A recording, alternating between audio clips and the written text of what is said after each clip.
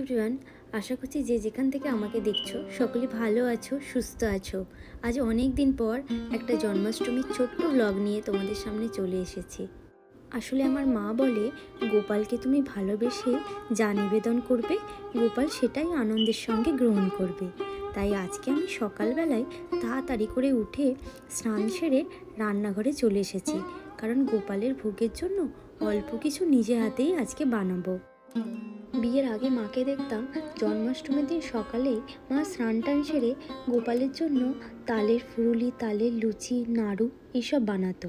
তো যাই হোক, এই প্রবাসে আমি আর তাল খুঁজে পাইনি, তো সেই জন্যই কলা, ময়দা, সুজি আর অল্প কয়েকটা কিশমিশ দিয়ে আমি গোপালের জন্য এই ফুরুলিগুলো বানিয়েছি।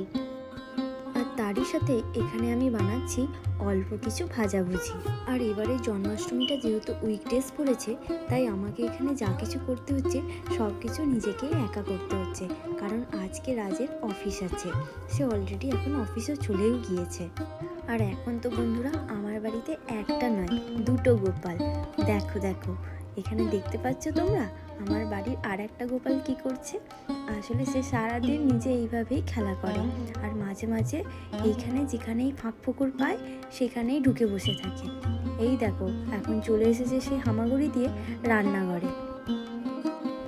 আর এখন তাড়াতাড়ি করে তাকে স্নান করিয়ে ঘুম পাড়িয়ে দিয়ে আমি চলে এলাম আবার রান্নাঘরে।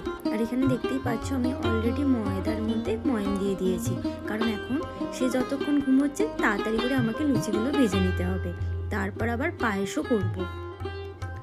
এইভাবে একটার পর একটা আমি তাড়াতাড়ি করে সব কিছু গুছিয়ে নেবার চেষ্টা করছিলাম, তার কারণ আমি জানি ডোডো এই সময় খুব বেশি ঘুমোবে না। তাই যতটুকু সময় পাচ্ছি তার মধ্যেই আমি যতটা পারি গোপালের জন্য রান্নাগুলো সেরে নিই।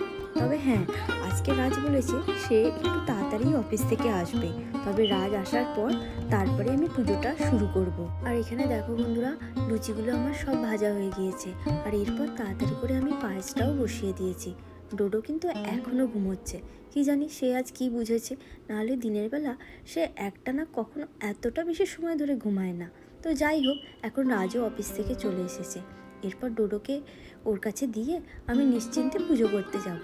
আসলে ডোডো যে খুব একটা বেশি দুষ্টুমি করে তা কিন্তু নয়, কিন্তু এখন যেহেতু সে এক পা দুপা করে হাঁটতে শিখেছে, তাই জন্য সবসময় আমি ভয়ে থাকি, কারণ কোনো সময় যদি ও পড়ে যায়, তাই সবসময় ওকে নজরে রাখতে হয়। ডোডোকে ওর বাবার কাছে দিয়ে এখন আমি চলে এসেছি আমার ঠাকুর ঘরে। তো এখানে দেখতেই পাচ্ছ বন্ধুরা, প্রথমেই আমি আমার গোপালকে দুধ গঙ্গা জল দিয়ে একটু স্নান করিয়ে নিচ্ছি।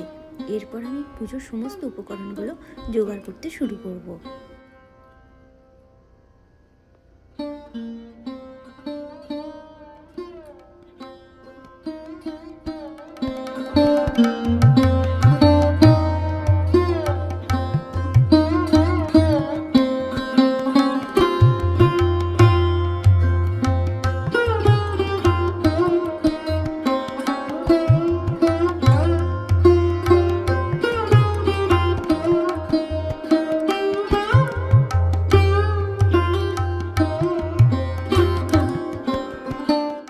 এখন আমি একে একে সমস্ত ফলগুলোকে কেটে নিচ্ছি। তবে যদিও নাড়ুটা কিন্তু আমি কাল রাতেই করে রেখেছিলাম, কারণ আমি জানি যে আজকে যেহেতু রাজের অফিস আছে, সকালবেলা নাড়ু করে সেগুলোকে আবার একটা একটা করে পাকানোর সময় আমার হবে না। তো সেই জন্যই আমি গতকালই নাড়ুগুলোকে করে আলাদা করে সরিয়ে রেখে দিয়েছিলাম। এরপর বন্ধুরা, তোমরা এই ব্লগটা দেখতে থাকো, আর আমি ততক্ষণে মন ভরে আমার গোপালের পুজো করে নিই।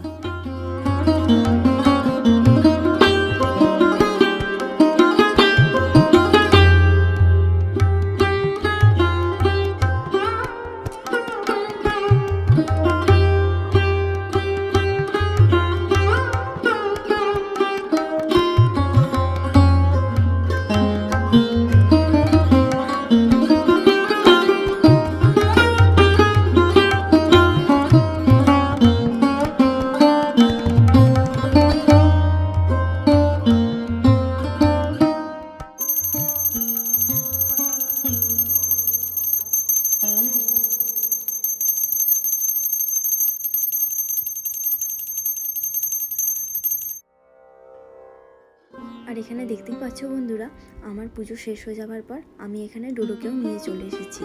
আর সে তো এখন কিছুই বুঝতে পারছে না, তাই সে যেটাকেই সামনে পাচ্ছে সেটাকেই দু হাত দিয়ে ধরার চেষ্টা করছে।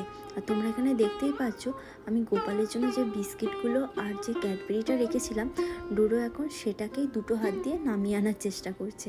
তো যাই হোক, যদিও এখন অনেক ছোট, তবুও আমি সবসময় চেষ্টা করি পুজোর পর ওকে এনে সব কিছু দেখাতে আর সব কিছু শেখাতে। যদিও এখন সে অনেকই ছোট, তবুও এখন থেকেই চেষ্টা চালাচ্ছি। আর এরপর দেখো বন্ধুরা, আমি ইভিনিং টাইমে আমার ডোডোকে কিন্তু অল্প একটু সাজিয়েছিলাম গোপালের মতো করে। কেমন লাগছে তোমরা কিন্তু অবশ্যই জানিও। তো যাই হোক, আজকের ব্লগটা তাহলে এখানেই শেষ করলাম। সকলে ভালো থেকো আর সাথে থেকো।